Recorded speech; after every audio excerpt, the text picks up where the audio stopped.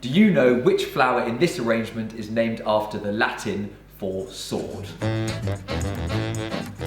Hello everyone and welcome to this week's arrangement called Indian Summer, so named after this stunning variety of gladioli called Indian Summer, which perfectly reflects the glorious colours of this time of year. And I'd like to introduce you to a couple of new stems which we're using for the first time this year and are perfectly in season. Some lovely Carthamus and Rosehip, both grown in Lincolnshire by the wonderful Mr. Robinson. Now it's time to arrange, but first of all make sure you've looked after your flowers using these few very easy steps.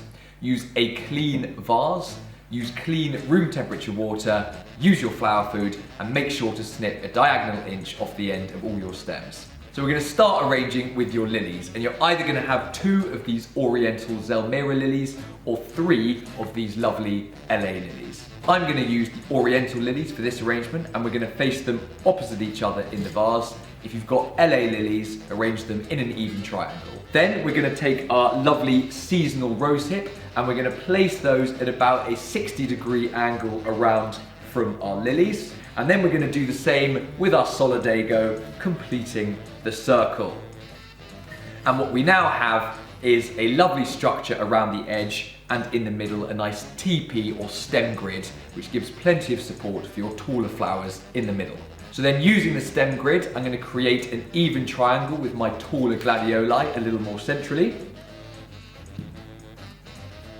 And then I'm going to take my lovely fluffy Carthamus, or the punk rockers of the flower world, and I'm going to add them to the middle, pulling its branches out and through the other flowers. I'm going to finish with our wild soft ruscus with the stems in the very middle, allowing it to fall out in any direction.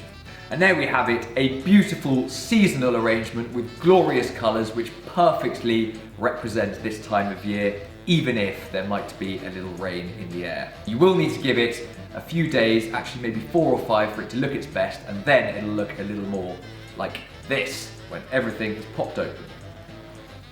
Do you know which flower in this arrangement is named after the Latin for sword? The answer is gladioli, or gladiolus, which means sword in Latin for fairly obvious reasons. All I'm going to do is trim them down into this, our optic vase, which is available in our shop. All you need to do is snip about 1/4 off the end of each stem and then arrange following my arranging guides from last week.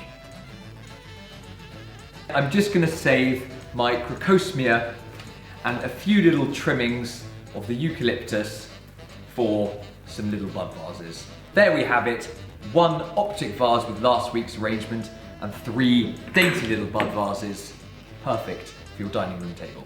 Thank you so much for watching this week's video and see you next time.